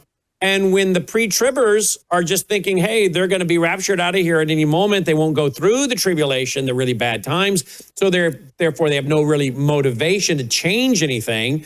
I think Kirk Cameron has put out some videos getting upset about this as well. And so therefore, I think they see us as not joining them and establishing some kind of Christian theocracy by which we literally have some of these folks, I don't think the people I've mentioned, but some of the New Apostolic Reformation folks, the modern day prophets and apostles, saying that the Lord is in heaven, literally waiting for us to get control of this earth, usher in this Christian world government Christian nations, and then he'll come to the earth, but not until we get it together. And so some of them, I think, get frustrated because we're not joining them in their cause. Now, first of all, I don't think that's true, because if your goal is to uphold righteousness, to be salt and light, I'm doing that. If I didn't believe in these things, why would I spend so many hours of the day on radio and television? So I don't know why they're upset with me. I'm doing more than most of them are doing. I'm not trying to Christianize the whole world. Am I trying to fulfill the Great Commission, preach the gospel, make disciples? Yes. But I'm not trying to create a theocracy. I'm not trying to have dominion and establish the kingdom of God on earth so Christ can come back, because, as you know, you did your master's on this, or maybe your doctoral thesis on this, that God's kingdom, he brings his kingdom. We don't build it, he brings it. So I said, I think they get angry with us because they think somehow we're stopping the progress. We're stopping the return of the Lord because we don't join them and being basically, in my opinion, some kind of morality police that go around, and some of these guys are talking about wanting to have massive, punishment on people that are involved in adultery, maybe even capital punishment for some social behaviors. I'm thinking more of the New Apostolic Reformation crowd, some of the extreme hyper-Calvinists, and we're not joining them in that. Is that one reason why they get so angry with us? Yeah, in fact, that was the answer I was going to give. Colossians 2, verse 8 is pretty clear to not buy into some kind of philosophical presupposition and become hostage to that and read it back into the Bible. And that's exactly what these guys are. They're what's called theonomists, post-millennial theonomists, meaning, as you said, we're going to set up the kingdom of God here and now, and Jesus is going to come back one day and find everything, in society sort of in apple pie order. And you can trace this to Rushdoony, who taught this theonomy, a guy named Bonson taught this, and these guys were all taught this, whether it's Kenneth Gentry, you mentioned Gary DeMar, Kirk Cameron. I mean, he's just kind of a Gary DeMar puppet, empty vessel, empty suit, useful idiot. But that is basically what these guys are all into, post-millennialism. And how's that going for them? How's that going for them, by the way? Doesn't look like it's going too well. Doesn't even look like they read the paper. But what they would do is they would turn around, like you just said, and they would say, well, it's your fault because you're not joining us in the crusade. And this rapture idea, is neutralizing Christian effectiveness. So when people like ourselves come along and say there's coming upon the earth an antichrist, a 7-year tribulation period, the trumpets, the bowls, the seals, etc., preceded by a rapture, you have to understand that those eschatological truths, which just arise out of a normal, contextual, literal, grammatical, historical method of interpretation, when we teach it that way, it goes against their man-made philosophy. And that's why they react with hostility and venom. That's why Kirk Cameron comes to here, my area, a Houston homeschool graduation, big event out here in Houston. And he's, flown in to give a speech to the graduates and their families who have done all of this sacrificing to get their kids moving through homeschooling. And he takes the opportunity to get up in front of this crowd of, a couple thousand people and just starts trashing the rapture and telling everybody, hey, don't wait around for a rapture. You got to get out there and subdue culture. So rapture goes against his eschatology, apparently, even though he was the star or one of the stars in the Left Behind series. And here's the cold, hard truth of the matter. Tim LaHaye did more for the cause of cultural engagement than all of these guys put together times 1,000 or more. And just to clarify for the new audience, Tim LaHaye was a pastor. He spoke for one of our Worldview weekends. You and I both knew him. He wrote the Left Behind books. He was a Bible prophecy guy, but he started things like the C&P, Council for National Policy. Yeah. He was involved in that, which brings together some of the biggest Christian activists what they call the doers and the donors, the leaders of different pro-family, pro-life Christian organizations with very wealthy people who support a lot of them. And they hold their meetings, I think, like once a quarter. I've been to one of them at the Ritz-Carlton in Northern Virginia back probably around 2002 or so. I haven't been since. But he was part of that. He and his wife started Concerned Women for America, right? He was holding conferences on the family and packing out 10, 15,000 people in coliseums in the 70s. So for them to say that people like you, me, him, and others don't care about the culture or the country or Christian activism, like you said, I don't think these guys realize what him, Jerry Falwell, and I could go on and list a lot of guys that would hold to that pre-tribulation view, what they did. Many of them were the founders of the religious right, to be honest with you. Right. Yeah. Well, Tim LaHaye, just so your listeners understand, did more to promote our understanding of eschatology than any other person I can think of, maybe other than Hal Lindsey, with his book, The Late Great Planet Earth. That's what Tim LaHaye did with his Left Behind series, is he exported in a mass scale our understanding of the end times, which comes from a literal, understanding of the book of Daniel, the book of Revelation, the book of Ezekiel, etc. And it was this same guy, Tim LaHaye, that gave to Jerry Falwell the idea of the moral majority. Yep. And then he, along with his wife, Beverly LaHaye, probably even had more impact than Tim LaHaye in this area through what you're talking about, Concerned Women for America, which is all about political, cultural engagement of Christians. And not only that, the very first book I ever read on the Christian roots of America and America's founding fathers comes from a book Tim LaHaye wrote. One of the first books I ever read on the slant in the media comes from a book that he wrote. I think it's called The Hidden Censors, dealing with, the slant and the liberal bias in media. So my point is, Tim LaHaye and Beverly LaHaye together have done so much more for cultural engagement than all of the Kirk Cameron types, combined times 1,000, times 1,000,000, times 1,000,000,000. So this straw man that they keep bringing up, that somehow our view of the end times is causing Christians to be neutralized, it's just an ill-informed, somewhat illiterate, uneducated perspective. And so this is what kind of upsets me about this when I hear this mentioned, is it's just completely and totally and flatly false. Mm-hmm. And yet these postmillennialists are all hysterical at us because we're supposedly stopping, cultural engagement. Look, I'm for cultural engagement.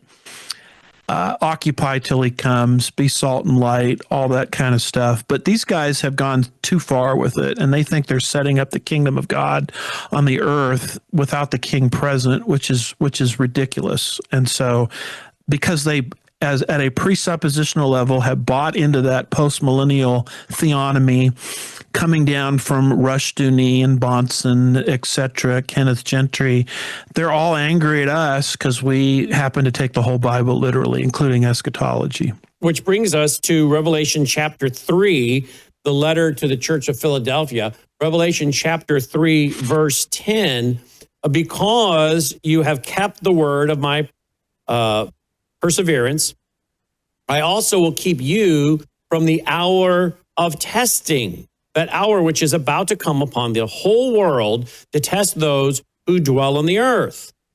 I am coming quickly. Hold fast what you have, so no one will take your crown. You have written a whole paper. You're about to deliver a paper on this.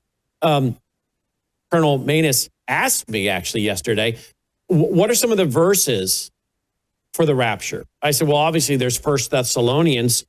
We could go to 1 Thessalonians, where Paul talks about the dead in Christ will rise first, and then we'll be caught up in the air to meet him at the sound of the trump, and so shall we always be with the Lord, ever be with the Lord. I said, he said, what about in Revelation? I said, yeah, Revelation chapter 3, verse 10. I will keep you from that hour.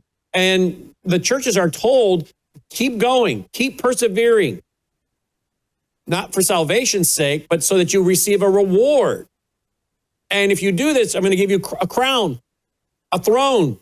You'll rule with me. I'll give you a white robe, gold. Wow. And then all of a sudden, you get over in Revelation 4, and what do you see? Individuals sitting on thrones with a white robe, crowns of gold. I'm like, it doesn't take Sherlock or Matlock to figure out there are clues here. This is the same group of people he was talking to up to that point in these 7 letters to the church, which represent the church age, I believe, then and now. And if you persevere, not that you're going to earn your salvation, but if you persevere, you're going to get rewards. And boom, next thing you know, Revelation 4, there they sit. And I think that's, again, the removal of the church until we get pretty well to the end of the book of the 22 chapters. Do we see them again? Marriage supper of the Lamb. And I said, Revelation 3, verse 10, I will keep you from that hour of testing. I think that's the tribulation. So again, this was a conversation off the air yesterday with Colonel Manus, because a lot of people find this topic very interesting, particularly because it's become people like John Rich and others being interviewed by Tucker Carlson. Some of them are becoming really quite aggressive against us. So with that, give us a little bit of, in the layman terms, your paper on Revelation chapter 3, verse 10 that you're about to deliver. Well, I mean, you've got there in the original, you've got the Greek preposition ek, which means out of. And then you've got the verb tereo, meaning keep you from. You put those together. I'm going to keep you from. And a lot of people say, well, what that means is you're going to be protected through, which never doesn't make any sense, because as you get into the book of Revelation, you see the saints, those converted after the rapture, being slaughtered like crazy. So if God is promising to protect his church through this time period, he's doing a lousy job of it, because a lot of the saints, most of the saints, I would argue, end up as martyrs. So this can't be talking about protection through. When you track that same combination, ek and tereo, into other passages, what you'll see is it doesn't mean to be taken out of some kind of period. What it means is to be kept out of that period entirely. And so you'll see that combination in Acts 15, I think it's verse 29, where at the Jerusalem Council, the church was basically told to keep away from idols. So that means to be kept entirely away from idols, not to kind of hang out with idols for 3/4 of the time and then to move away. So my point is, when you track that combination elsewhere in Scripture, it always means to be kept out of entirely. Jesus used the nearly identical combination in John 12, I want to say around verse 27, when he prayed to the Father, keep me from the hour of trial. And what he was talking about there was his crucifixion. And his prayer was to be kept out of that ordeal entirely, not to go into half of it or 3/4 of it and then let it stop, but let me be kept out of it in its entirety. And it's not just a promise to be kept out of the wrath of God, because a lot of people have this debate, when does the wrath of God start? I think the wrath of God starts right away with the opening of the first seal, but some people deny that, and so they think we're going to be here for half of it or 3/4 of it, depending on when they start the orge or the wrath of God. But this is not even a promise about being kept out of God's wrath, which makes that whole discussion irrelevant. He says, keep me from the hour, keep me from the time in which these events will transpire. And the only place you can be kept out of the time is to be taken to a place where time doesn't tick the way it does here on earth, which would be heaven. And you can check this reference or this interpretation I'm giving by what you just did. Look at the rest of the book of Revelation. And isn't it interesting that the word church, ecclesia, is used 19 times in Revelation 1 through 3, and then the word completely disappears as you move into the futuristic section of the book. And the church is never portrayed as on the earth during the 7-year tribulation period in any section of the book dealing with the tribulation period. not only is the word church absent, but the whole concept of the church, the body of Christ, being made of people from all nations. The church is not a nation. The church is a no nation or a non-nation. Romans 10 verse 19 says, but when you look at what God is doing on the earth during the tribulation period, he's using a nation again. 2 Jewish witnesses, 144,000 Jewish evangelists. Those are God's tools, which doesn't fit the church age at all, because the church age doesn't consist of people from one ethnicity, but people from all ethnicities. So the fact of the matter is the whole concept of the church is not found in the futuristic section of the book. If it's alluded to at all, it's in heaven. Like you just mentioned, the 24 elders. I mean, isn't it interesting that every single heavenly scene in the Bible, whether it's the calling of Isaiah or the things that Ezekiel saw, for example, it mentions those heavenly entities, the cherubim, the seraphim, etc., but there's no reference to the 24 elders. But only when you get past Revelation 4 do you have any reference to the 24 elders. So who are those 24 elders? They look a lot like the churches of Revelation 2 and 3, which is indicative of the fact that God kept his promise in Revelation 3, verse 10. Love it. And the reason we're doing this is not for academic purposes. It's what the Bible teaches. And I think for us as Christians, and many of them watching tonight are Christians, it gives us hope, encouragement, right? And that things are working out, as we see in the paper, not just randomly happening, but the stage is being set for Bible prophecy to be revealed, because we have a supernatural God who wrote a supernatural word, who told us, I'm going to tell you these things so you do not fear. Let me tell you what's going to happen and how I want you to respond. And here's the end game. And this is a gigantic spiritual battle, as you and I both know, the audience knows, started in Genesis 3, and it's going to culminate all the way through the Bible, all the way through into the end of the book of Revelation. And the Lord is going to be victorious and defeat the enemies, and of course, Satan and the Antichrist and the false prophet.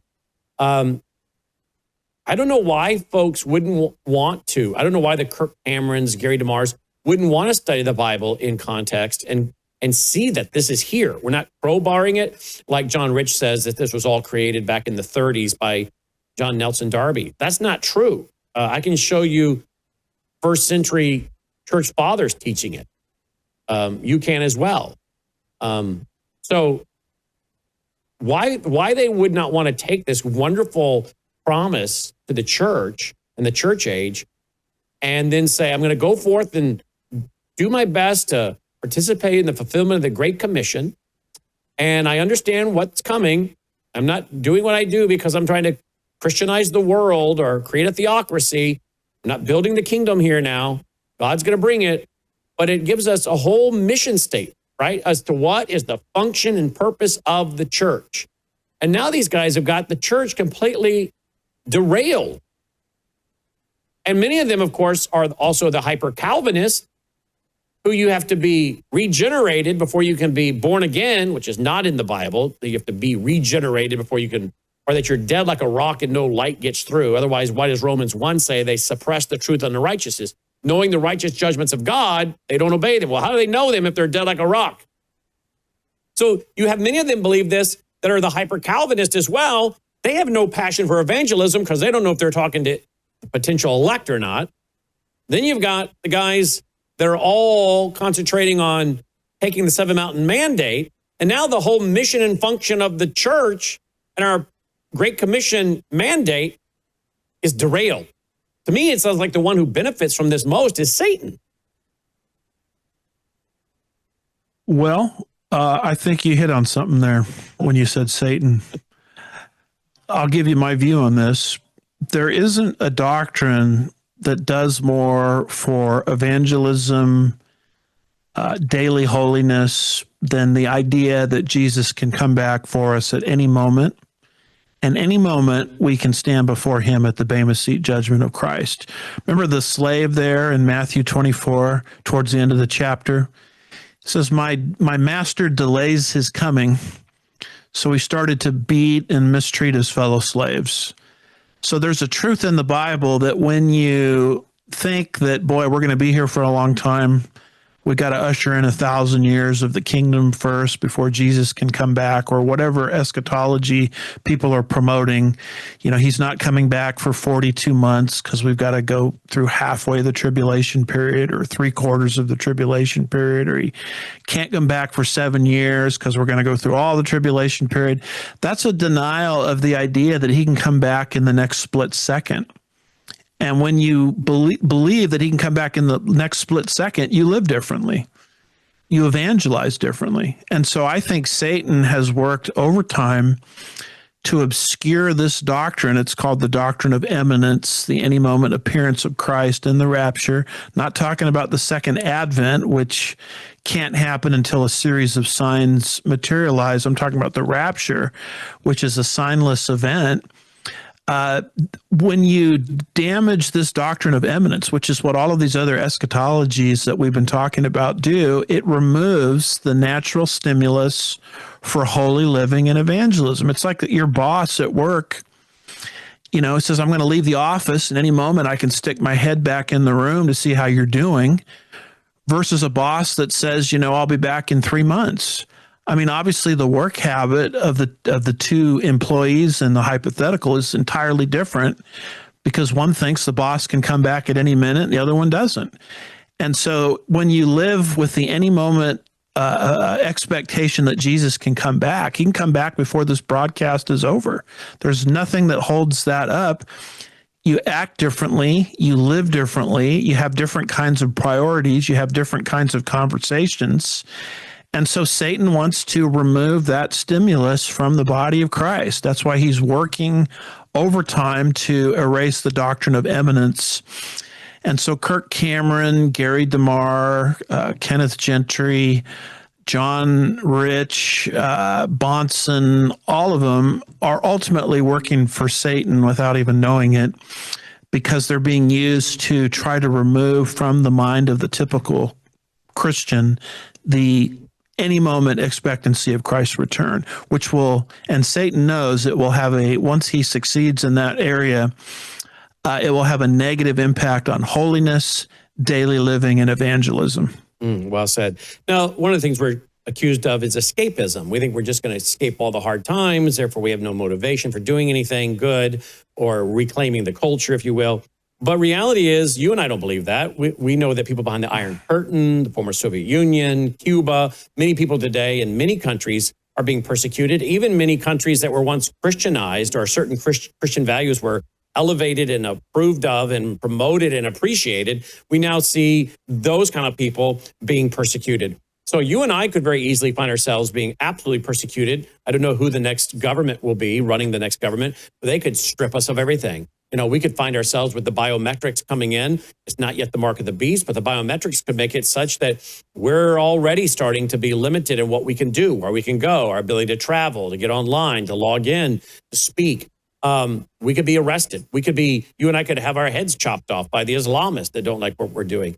So none of what I believe means that I can't face massive persecution and martyrdom. In fact, I do. So that's another straw man. And in fact, I want to switch to that, because there's a young man in Ireland, and I've been really closely following his case. He's a school teacher at a religious school, and he refuses to use the pronouns of someone, like we started out with this quote, Methodist pastor, end quote. He refuses to use these pronouns for this individual that they're wanting. And he has found himself being arrested on several occasions. And now he's back in the news again. Here's a clip from him. I want to play this for you guys and listen. Standing outside Wilson's Hospital School, and as you know, where I've worked, as I said before, for the past 7 years, since 2018. And you saw that judgment this week from Judge Brian Cregan, jail again for the 4th time. And that judgment, a very serious attack on my character in that judgment. And I would just say, I have served God and this school with a good conscience for the past 7 years. And it's a terrible thing when a judge can stoop to defaming you and slandering you instead of doing justice. This, I suppose, would never have happened if it were not for the failure of the Church. This is a Church of Ireland school with a Church of Ireland ethos, bishops sitting on the board of management, and they betrayed me. They let me down. When I was hired here, I was hired to uphold that Christian ethos. And when, of course, trouble came then, you would expect them to defend you, to come behind you, to support you, but nothing of the sort. But, of course, it's not just this school, and I've always said that, it's every school in this country. And it's not just the Church of Ireland, the Roman Catholic Church, silent. And this month in particular, early this month, there was a particular week, belonged to week, the raising of the transgender pride flag in every school, you know, the morals of Sodom and Gomorrah. Every student told you must celebrate this. And the Catholic Church, silent. Their boards of management, silent. Nothing to say. They agree with it. They agree with it. Nothing. Archbishop Eamon Martin, the bishops, the archbishops, nothing to say. So I would simply say to people, as you see me taken away in a prison van for the 4th time, I would say this isn't, thank you very much for the wonderful support and the outpouring of support, I must say, from thousands. But I would say this isn't ultimately about me and my family. It's about you and your family. And I would encourage you, please, to challenge your religious leaders, those people you're trusting in, and they are betraying you. They are allowing your children, presiding over the anti-Christian ideology that every child in this country now is being forced to celebrate and to bow to. I would say today, challenge those people. It's anti-God, it's anti-Christian. We're all going to die. We all have to live for something. Those wonderful rights, the particular right of freedom of conscience and the free profession and practice of religion, that's God-given. It's a wonderful right, it's inalienable, and it's very important that it would continue in this country and not perish from it. Wow, he is so well spoken. And yet, here's the next video, and this is just pray for him. But here we go. Now he's in chains, folks, because he won't use. This is Enoch Burke, the teacher who has refused to deny his Christian belief and bow to transgender ideology. We're here at the forecourts again in Dublin, where Enoch's case was again before Mr. Justice Brian Cregan. And he had a number of matters to deal with today in relation to the case. But at the beginning, he said, if any member of the Burke family so much as speaks, they will be removed by Gardaí. So this is the situation we are in. Lies are being told from the bench. Enoch Burke, his name blackened, the Constitution set at naught, the law disregarded, and if a person so much as speaks a word, they will be removed by a battalion of Gardaí. Judge Cregan today has given us a new version of the Constitution regarding religious freedom. He said if Enoch Burke practiced his Christian belief outside the gate, this would never have happened. He said it 3 times today. So he is telling us you can have your religious belief outside the gate. But you know, that's not what the Constitution tells us. It tells us that we have a constitutional right to the free practice and profession of our religious belief in our school, in our job, in our shop, wherever we are, not according to this perverted idea and judgment of Judge Cregan. We also had today that the judge said that he's not going to let Enoch out for Christmas or Easter. Now, this is really a life sentence for my son by this judge. A life sentence for Enoch Burke. And let us remember, this Enoch Burke did not begin with Enoch Burke. This dispute began when the principal of the school demanded that he call a child by a new name and use the they pronoun. It did not begin with Enoch Burke. He was commanded to deny his Christian belief, to give up his conscience and agree with transgenderism. And today he's getting a life sentence because the courts have decided to agree with the school and lock him up in prison. Enoch Burke there, he's just been packed back into the prison that jailed after he refused to accept transgenderism. Stay strong, Enoch. Enoch Burke there, he's just been... Wow. Can you believe this, Dr. Woods?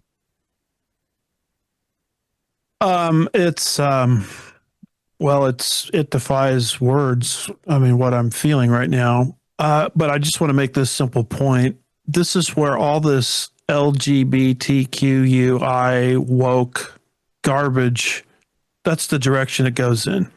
It goes in the direction of totalitarianism, where you are being coerced against I think it was his father speaking, brought this up beautifully. You are being coerced against your conscience to the point of not just losing your job, but I mean, this is criminal behavior, apparently, alleged criminal behavior. And it would be like a homosexual couple or a throuple or whatever shows up at my church and demands to be married, and I turn him down. And now I'm running afoul of all of these statutes and civil rights laws, etc., telling me that I have to marry these people or else I'm discriminating against them. Well, it's no longer leave me alone in my bedroom, is it? You're using the law in a way which is compelling people against their biblically informed conscience, which is what is happening here. So this LGBTQI plus, et cetera, stuff, it's not just about sexual liberation, so-called. It's about taking the rest of us that won't go along with the agenda and throwing us in jail. Yep. And at the end of the day, isn't that what this is about? It's really not about the LGBTQ agenda. Those folks are just the cannon fodder for the revolution. It's about using these coalition of victims, right? The Islamist, you're an Islamophobe. LGBTQ, you're intolerant, you're a bigot, you're a hater. Use all of these things as a way to create victims and get a reaction out of the conservatives and the Christians. Make them comply with using these pronouns, make them celebrate this, make them teach this, make them agree to this, practice this, value this, celebrate this, or they'll lose their job or they'll lose their freedom. All of this is because they're looking for a way to persecute and prosecute Christians, conservatives, free market capitalists.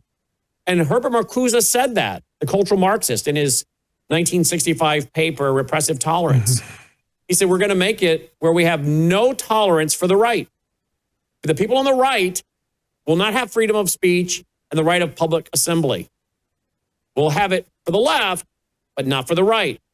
And Herbert Marcuse talked about creating a coalition of victims and then saying, well, who is it that's oppressing you? The Christians and the capitalists. So this is all being done, I believe, because they can't just come out and say, if you're a Christian, we're going to arrest you. So they're looking for ways to set up Christians so they can then justify imprisoning them, arresting them, taking their property from them. This is all persecution and prosecution that is being camouflaged through so-called hate speech. Would you agree? 110%, I agree. And this is the problem of taking civil rights categories. You know, you go back to our Civil Rights Act of 1964. They carved out categories of people deserving civil rights protection, rightfully so. But it had to do with immutability, something about yourself that you couldn't change, like your skin color. And it's completely wrong to discriminate against someone based on something that they can't change. And everybody in America, going back to 1964, accepts that and acknowledges that. And by the way, had it not been for the Republican Party, that 1964 Civil Rights Act that we venerate would never have passed because the Southern Democrats were all against it. But I digress for a minute. What is happening is they're taking those valid civil rights categories and they're expanding it into behavior. one's sexuality, one's sexual orientation, whether one decides to be a male or a female at any given time, the transgender movement. Well, now we're no longer dealing with immutable characteristics. We're dealing with sinful lifestyle, behavioral issues. It's very clear in 1 Corinthians 6, verses 9 through 11, as Paul deals with the subject of homosexuality. He mentions it right alongside of drunkenness, gluttony, stealing, murder. And then he says, such as some of you were. So Paul the Apostle never put these alternative lifestyles in the category of some kind of immutable characteristic. He put it in the category of a sinful behavior, which can be changed under the power of the Holy Spirit. You can't change someone's skin color, but you can change someone's sexual lifestyle, proclivities, etc. So all this basic logic of the Civil Rights Act has been set aside. It's been expanded to behaviors. So who does that target? It targets those of us that still want to hold to the biblical model and don't want to marry people as pastors, for example, that happen to be homosexual. I mean, if someone came to me and said, I want to get married, and I said to them, I can't marry you because you're black. I can't marry you because you're Hispanic. I can't marry you because you're Asian. Of course, I should be prosecuted under the Civil Rights Act for that. But that's not what's happening here. People are coming into the pastor's office with all kinds of swinging Richard kind of behavioral lifestyle choices. And I'm saying, I can't endorse your sin. I can't sanction your sin. If I were to marry you, I would be signing on to your sin, and that violates my conscience. And what they want to do is they now want to turn civil rights law, twist it and pervert it, and turn it against people like myself. And that's where this whole thing is headed. Yep, that's where this whole thing is headed. All right, I want to talk on a couple things before I let you go. You like to go through the news on your show. Here's one news story you're bringing up. Give us your face or lose your account. AI age verification is here, and experts are worried. So, this is, again, the setting up of a system where you're going to be persecuted and prosecuted if you don't go along. And it's social credit scores, you're tracking. Last night we dealt with this. Kroger uses income predictor to shape pricing, investigation finds. And that went along with this. Dynamic pricing at major grocery store chain can vary prices depending on your income. Well, ironically, today I found an article, and here's another one. Should grocery prices be income-based? Some say yes. Well, ironically, today I found an article over at the wire.com. This just came out yesterday, and I found it this morning. Your data might determine how much you pay for eggs. Newly elected New York law requires retailers to say whether your data influences the price of the basic goods. But look right there. Talking about Target. Target's website offers a potential hint. Quote, this price was set by an algorithm using your personal data. So this is what we kind of predicted in 2020 when we started talking about the Rockefeller Brothers Fund, or Rockefeller's Foundation program, Reset the Table, on nationalizing the food industry, basically, or bringing equity to the food. Well, now we've had a brand new article today. I guess Target's doing this according to Wired.com, and that the price may be set by an algorithm using your personal data. They are setting up a system by which we could be persecuted long before the tribulation starts. But can you imagine when the system's put into place with the mark of the beast, no one can buy or sell? And I think this is not the beast system yet, but I certainly think it's building it, setting the foundation for it. And I don't think anyone has to worry that you're going to take the mark by mistake. I think you're going to clearly know. And I don't think that happens until the Antichrist gets here. And I'm not planning on being here. But this clearly again shows that we believe we could be persecuted. Even though I'm not planning on going through the tribulation, the hour of testing, I believe I can be persecuted. And you and I have already experienced this. Many of our viewers experience persecution routinely. The Bible says, all who desire to live godly in Christ Jesus will suffer persecution. Sometimes it's soft persecution. Sometimes it's really hard persecution like Enoch. Others, it's death, martyrdom, like Muslims chopping off your head. But comment on this. Well, when people say you guys you're into the pre-tribulational rapture, you're running around teaching we can avoid suffering. When someone says something like that, my reaction is, you've done zero research. You've made zero attempt to understand something that you're criticizing. You know absolutely nothing about the doctrine of pre-tribulationism and need to go back and read a little bit before you shoot your mouth off. We have never taught Christians don't suffer. What we teach is we are candidates for Satan's wrath, Ephesians 6. We're candidates for the world's wrath, John 15, verses 18 and 19. We're candidates for man's wrath. You just quoted the verse, all who seek to live a godly life in Christ Jesus will be persecuted, 2 Timothy 3, verse 12. We're candidates for all of those forms of wrath, but there is a form of wrath that we are exempted from, which is divine wrath. And sometimes that wrath, Romans 2, is called thlipsis, tribulations that God causes. When Jesus takes the seven-sealed scroll and brings to this earth thlipsis, tribulations, or orge, wrath, those two terms are used synonymously.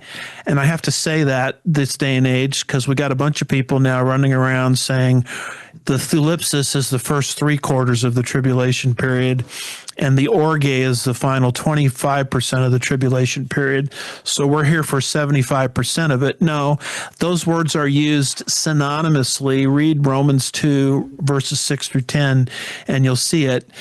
The truth of the matter is when Jesus takes that seven-sealed scroll and starts to open it, and seal 1 hits, as do the others, and seal 7 launches the trumpets, and trumpet 7 launches the bowls. When that whole sequence takes place, we are exempted from that. I may be a candidate for man's wrath, Satan's wrath, and the world's wrath for the time being, but not divine wrath as I'm explaining it.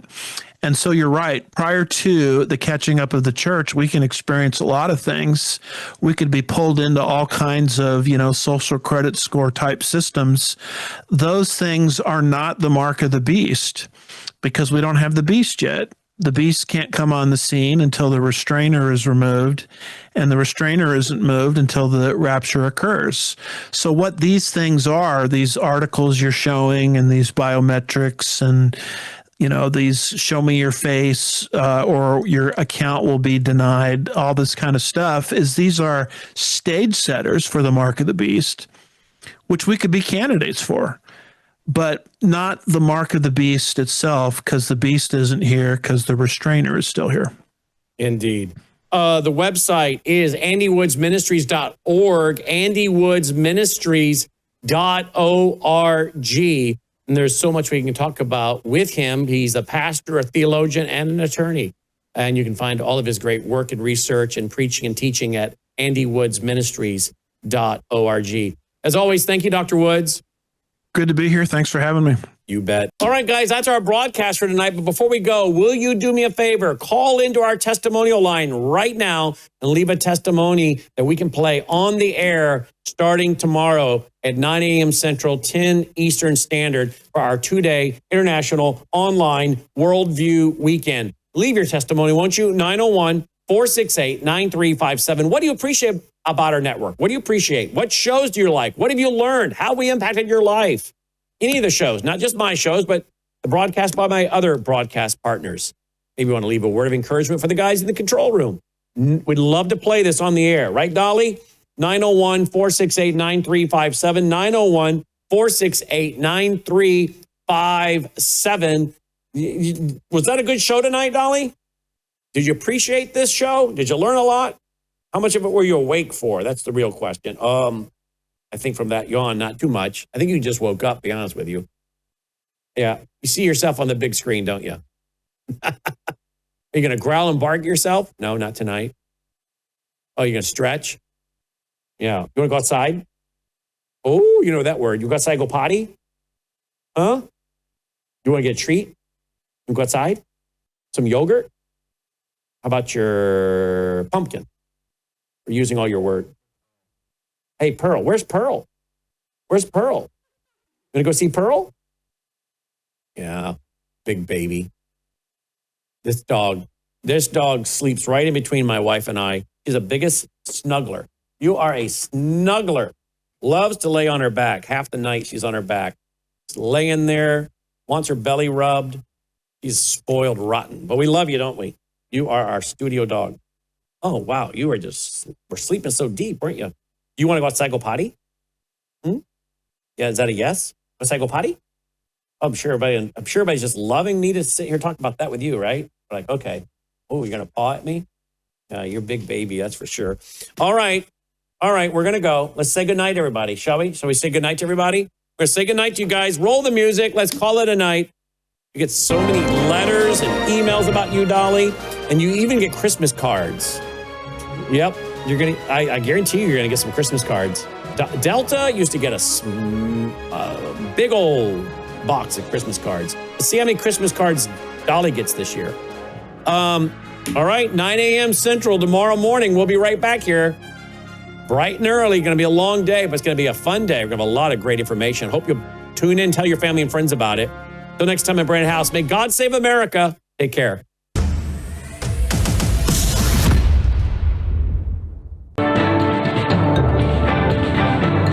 Faith, spiritual values, moral issues, government, economy, education, work, responsibility. What we think about these depends on our worldview. Now, VCY America presents Worldview Radio with Brannon Howse.